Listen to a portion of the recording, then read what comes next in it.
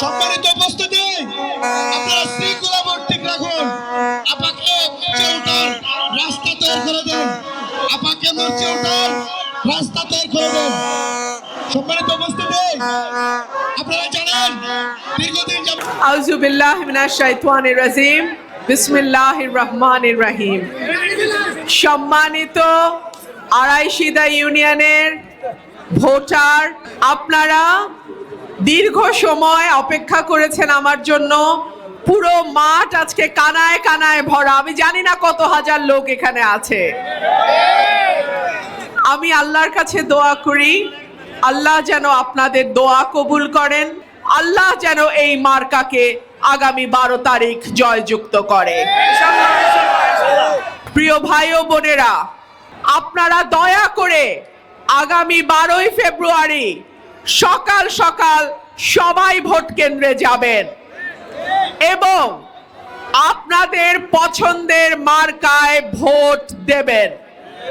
প্রিয় ভাইরা, নির্বাচন নিয়ে অনেক রকম ভয় ভীতি দেখানো চেষ্টা হয়েছে। আমি আপনাদেরকে পরিষ্কার বলে দিতে চাই, নির্বাচন সুষ্ঠু হইতে হবে। নির্বাচন ঘিরে কোনো কারচুপি এই সরকার সহ্য করবে না। সুতরাং আপনারা নির্ভয়ে, নিশ্চিন্তে, নিরাপত্তার সাথে আগামী 12 তারিখ ভোট কেন্দ্রে যাবেন এবং ইনশাআল্লাহ আমি আশা করব হাঁস মার্কায় আপনাদের ভোট দিয়ে বিপুল ভোটে হাঁস মার্কাকে আপনারা জয়যুক্ত করবেন।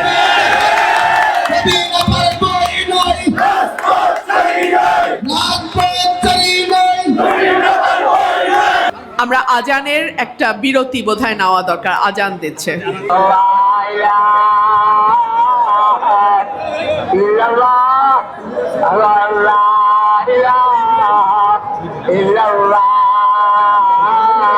প্রিয় ভাই ও বোনেরা, কেন্দ্রের ফলাফল ঘোষণা না করা পর্যন্ত আপনারা কেউ কেন্দ্র ছেড়ে যাবেন না। আমাদের সরাইল আশুগঞ্জ উন্নত এলাকা, কিন্তু যথাযথ অভিভাবকের অভাবে আমরা এটাকে কাজে লাগাইতে পারি নাই। আমাদের আশুগঞ্জে গ্যাস আছে, বিদ্যুৎ আছে, সার আছে, সার কারখানা আছে, বন্দর আছে, তারপরেও কেন আশুগঞ্জের এই রকম বেহাল অবস্থা? আল্লাহ যদি আমাকে এমপি নির্বাচিত করে, সরাইল আশুগঞ্জ আমি পৌরসভা করে দেব ইনশাআল্লাহ। আগে ব্রাহ্মণবাড়িয়ার গ্যাস ব্রাহ্মণবাড়িয়ার মানুষের বাড়িতে যাবে, ব্রাহ্মণবাড়িয়ার কাজে লাগবে, তারপরে এই গ্যাস আমরা অন্য কোথাও দেব। আমি যদি এমপি হতে পারি, আমি ব্যবসা বান্ধব পরিবেশ তৈরি করে দেব। নিরবচ্ছিন্ন বিদ্যুৎ, গ্যাস, এই দুইটা জিনিস যদি আমরা নিশ্চিত করতে পারি, অনেক ব্যবসায়ী আছেন আশুগঞ্জে যারা আরো বেশি বেশি করে বিনিয়োগ করবেন এবং এই বিনিয়োগের মাধ্যমে আমাদের যেই তরুণ যুব সমাজ আছে তাদের একটা কর্মসংস্থানের ব্যবস্থা হবে ইনশাআল্লাহ।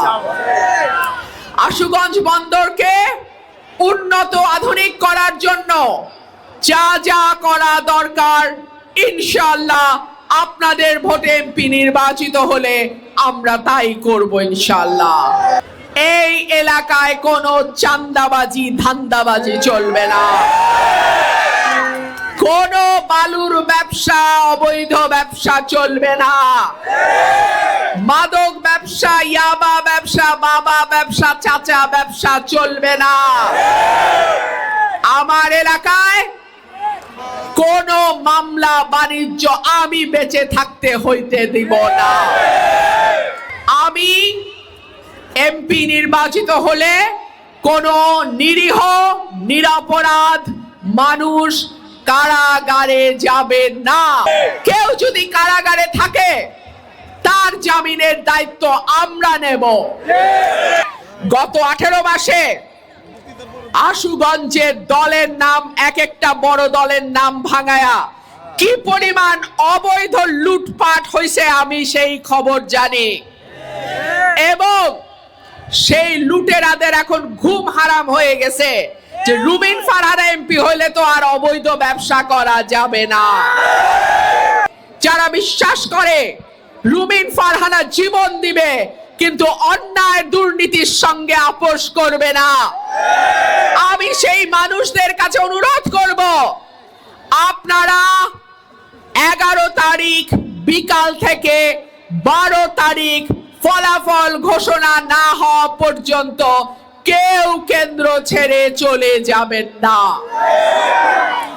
আপনাদের একদিনের পাহারা আমার 5 বছরের দায়িত্ব হিসেবে আমি নেব।